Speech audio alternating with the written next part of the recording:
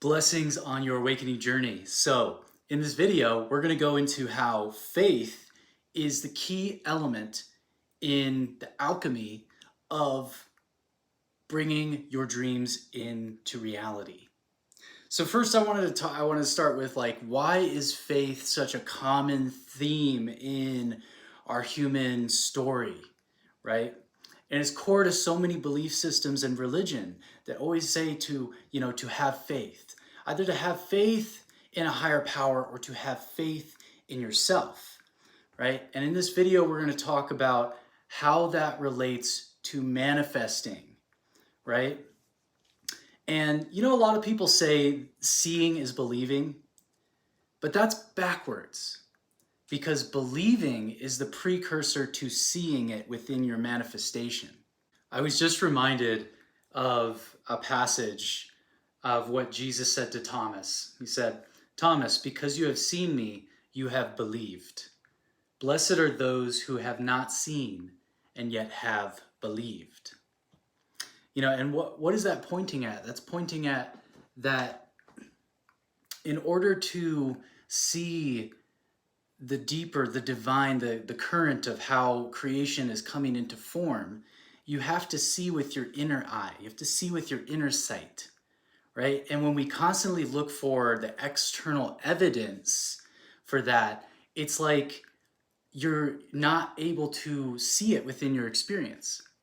And understanding the subconscious mind, right?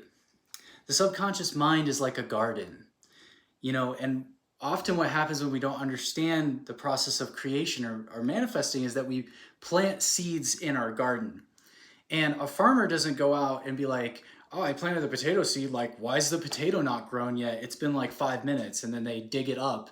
And then in the process of digging that seed up, they've now just, if you were to do that over and over again, because you're looking for faith through seeing alone.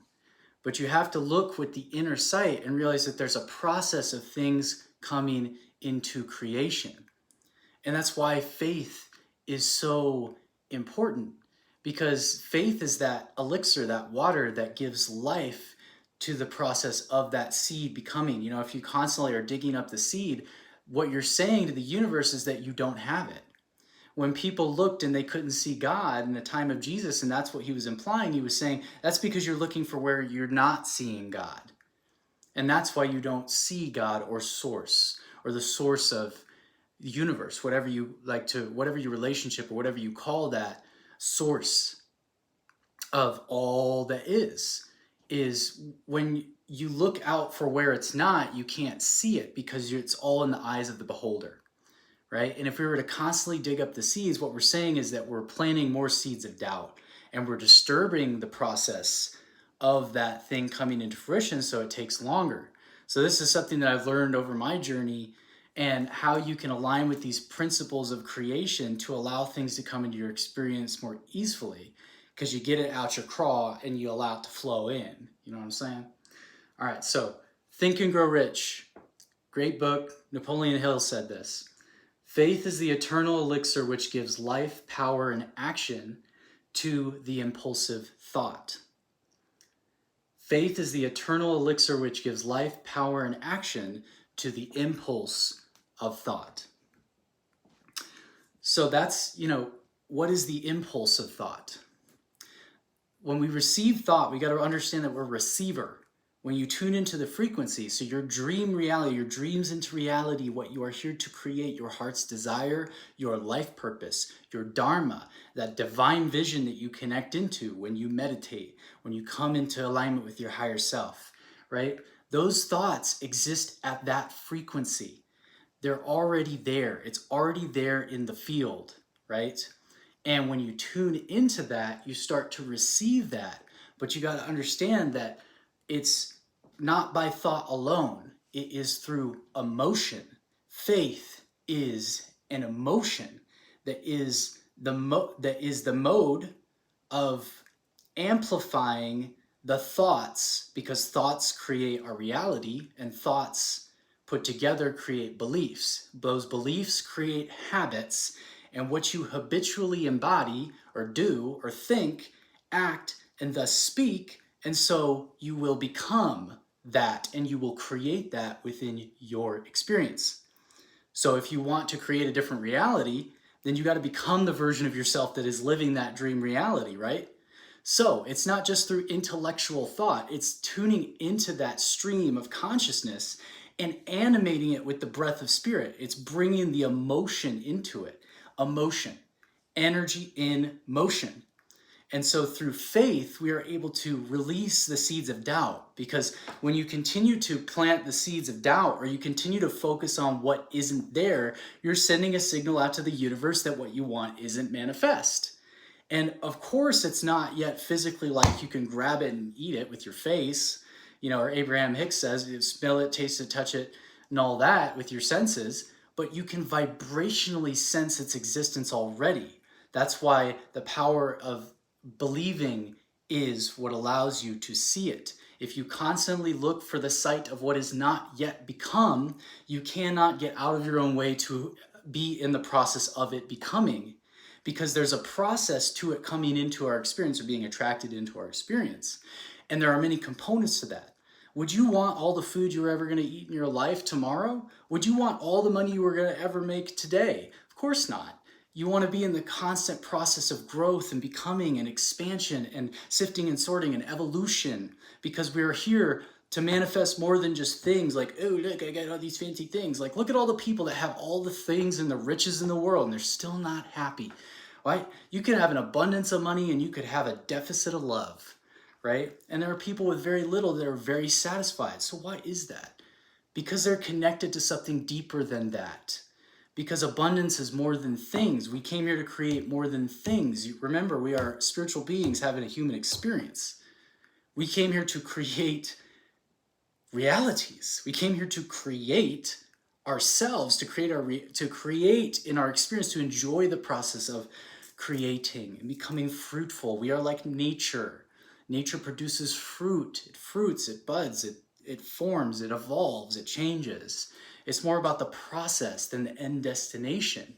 Because when you overly focus on the end destination and get stuck with where you are, looking for, without faith, by sight alone, just like Christ said to Thomas, blessed are those, what did he say? Blessed are those who have not seen and yet have believed. Blessed are those who have not seen and yet have believed. And I'm not religious. I'm just saying that there's a profoundness in that message, that when we have that faith, it in a way allows us to take us through the eye of the needle. Because imagine that, what if everybody had their own promised land, if you want to say that, or their own heaven on earth, or their own ultimate satisfaction, their own joyful creation, their own blissful becoming, right? And everybody has their own version of that, right? That within you to experience and create within your external reality. Then, what is faith? What is belief? Because more that we look for what's not there, and then we start planting all those seeds of doubt, right? Then you get a bunch of weeds, because you're focusing on old news of stuff that's previously manifested. So then you continue to, by where your attention goes, your energy flows. You continue to feed that fire with the wind of your awareness. And so it continues to grow in your experience. When you look for evidence external alone, you become at the whim. That's victim consciousness.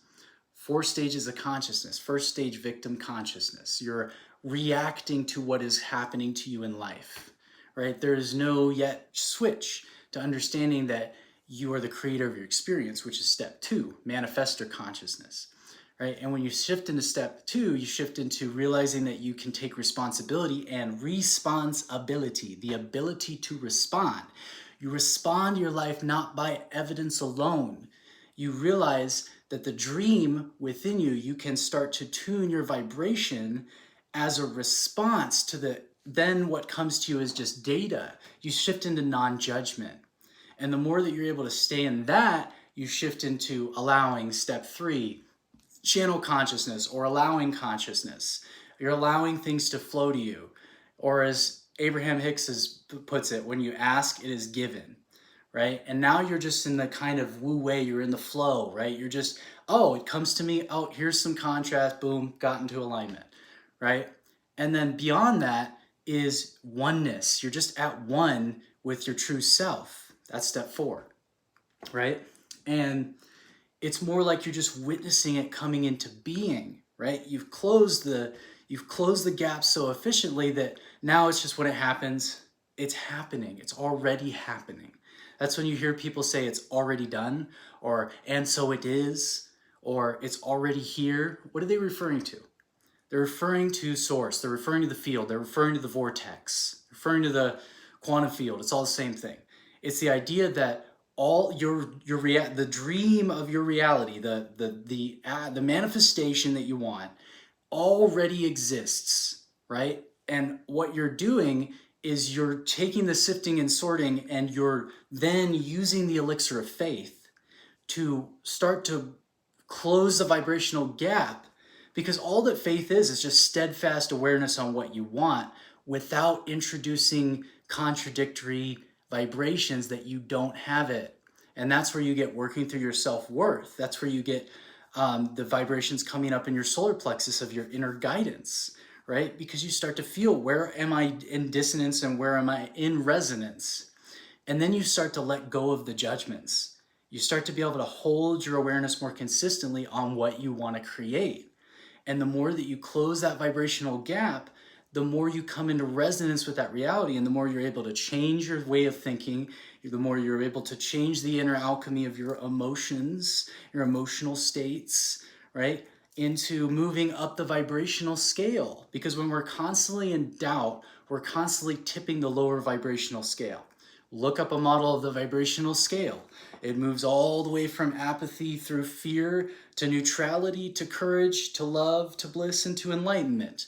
When you tip the balance of neutrality, you move from boredom to courage. Courage is a solar plexus emotion. It's a feeling of momentum towards what you desire, because what you want wants you.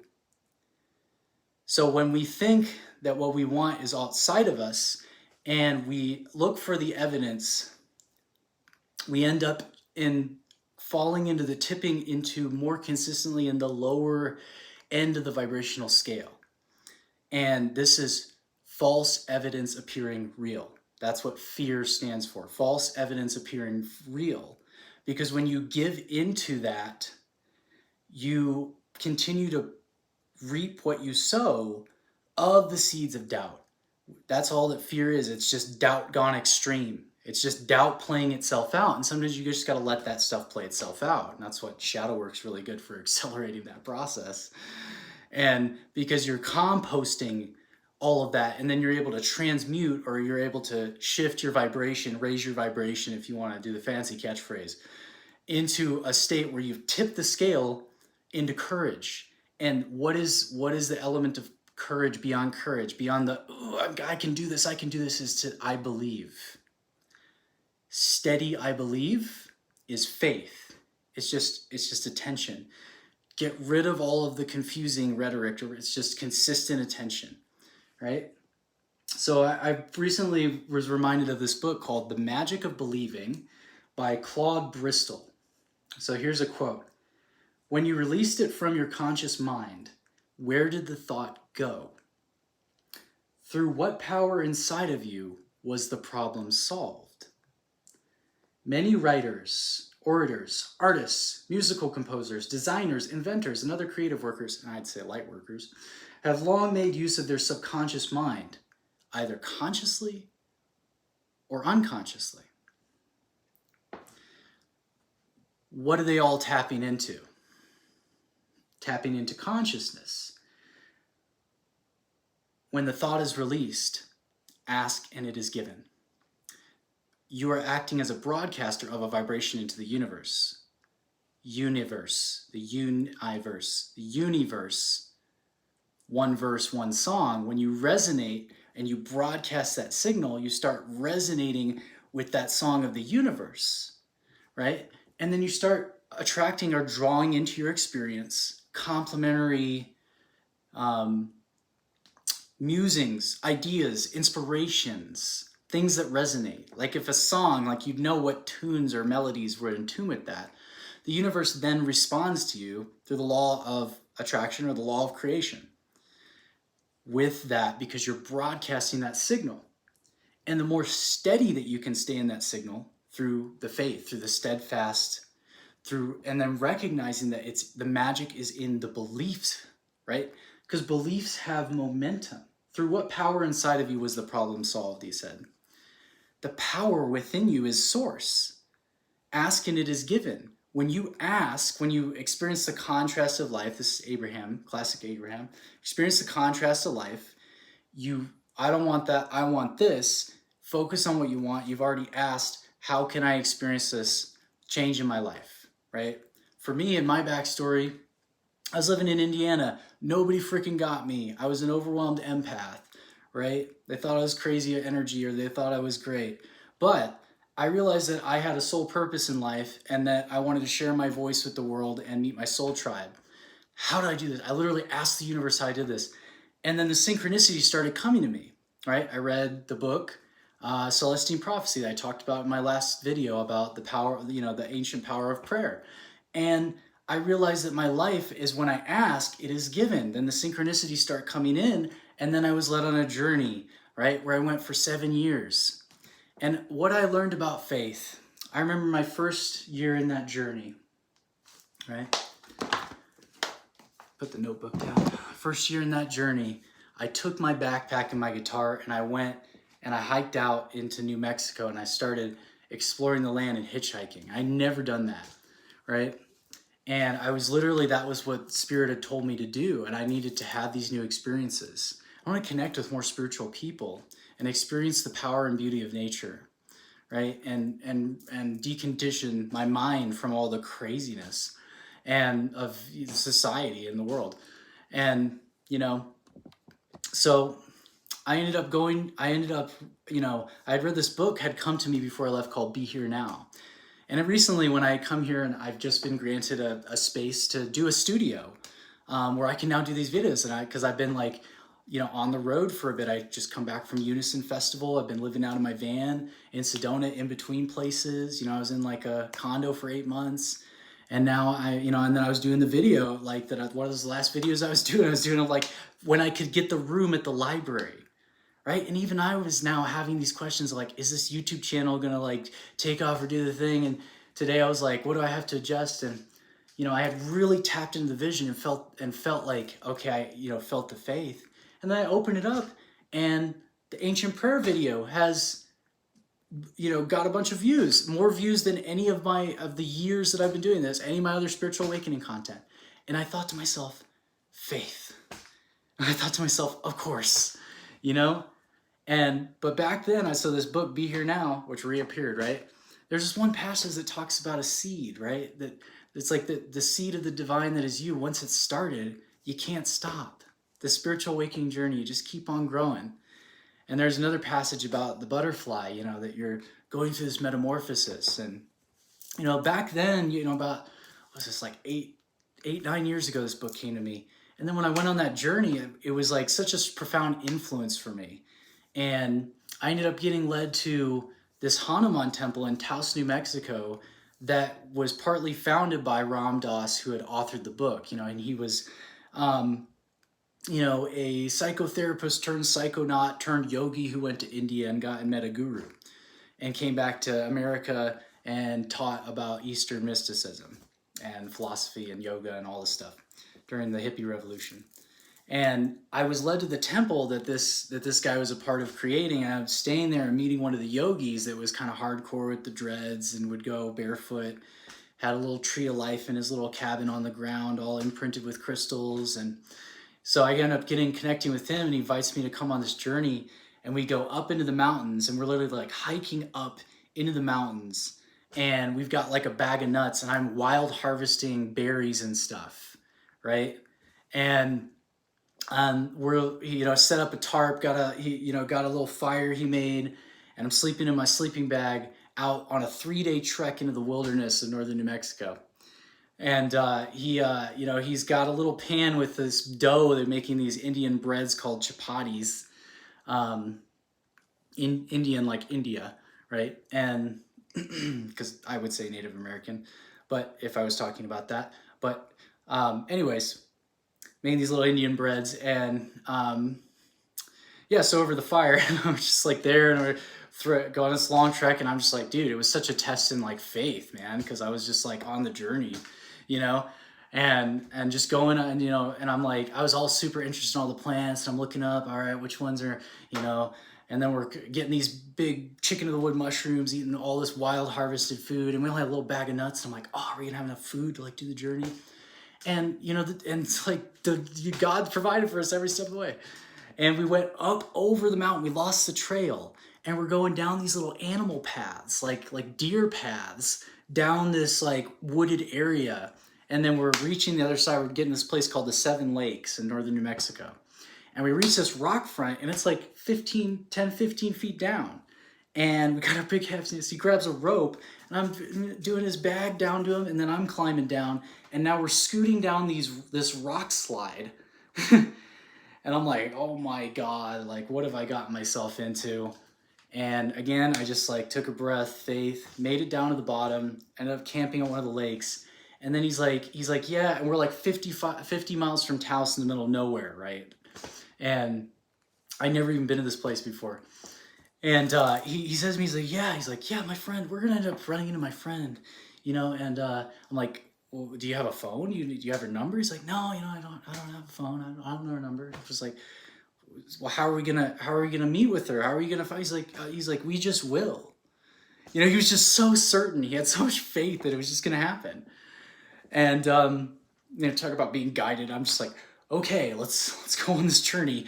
And we end up getting down to the road, right? And I'm like, dude, it's 50 miles to Taos. I'm freaking hungry. You know, I'm just like, dude, I'm like sitting there trying to hitchhike a ride back to Taos. I swear to you, I started counting the cars, getting frustrated. 200 cars pass by. No one picks us up. And I'm getting all frustrated. I'm walking down the street. I'm like, what is the lesson here? You know, because I started getting to this whole idea that everything's a lesson. And I'm like, what's this? And then I'm like, eventually I'm just like, I give up, you know? And he's like, come over here. And he's like standing by a sign. And he's like, come sit. I have to tell you a story. And he's like, tells a story. He's in India, and he's sitting with I don't know what they call it. It's not like a guru, but it's like a wise sage. And they're like there, and the guys, they have this thing called the chillum. So because they really like to smoke their hashish, their plant medicine, their ganja, their cannabis. And this is because they meditate with it. It really activates them. And he's sitting there, and then as he's telling the story about the guy he's with, and then this cop is coming past him. And I don't know, is this super illegal there or whatever, but I don't know. But the guy waves to him. He waves to the cop.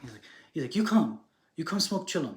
And they have extreme reverence for their you know, sages or mystics, their yogis there. And the cop's like, you know? And then he's like, no, you come smoke chillum. And the cop's like, oh. He's like, he wanted to be respectful, so he comes over and smokes with them. He's on the job, right? And then and so he tells me this story, and then he looks at me. He's like, you come sit down. You come smoke chill. He like smokes me out. We're like on the border of Colorado. I'm like, I don't know. It's not legal here yet. And I have like a little puff, and then suddenly I like get really relaxed, and all the like blah blah blah blah blah blah blah mind chatter leaves me. I'm just meditating with this yogi out and just by the street. Nothing, it's just whatever, everything's good.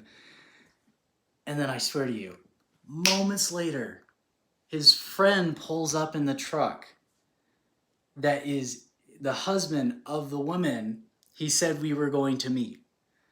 Picks us up, takes us to the house, she's there, and then they feed us a feast. Faith. Oh, and then we got to ride back to Taos, and everything worked out. We went on a beautiful adventure and had a healing, and went to and the herbs came to us, and you know, it was like, and what you know, what's also interesting is that we did a fire there, and in Hindu culture they have this pujas. There's a fire offerings, and it was the goddess Durga, And what I thought was interesting about that is it represented purification, represented transmutation. You offer this into a fire, there's a yantra on the bottom, 6-pointed star, right? Sacred geometry. As above, so below. If you look at it from that perspective, magic perspective, and then you offer everything that does not serve you to the fire. So I was there at the fire offering all my fears, all my doubts, all my insecurities, all the blah, blah, blah, blah, blah, all the mind crap into the element of fire. Element of fire in nature is element of transmutation. And then it's so interesting is that as this all worked out, feast, family, healing, did the transmutation fire, got the ride back, it was the moment that I gave up trying to make it happen and looking for the external validation.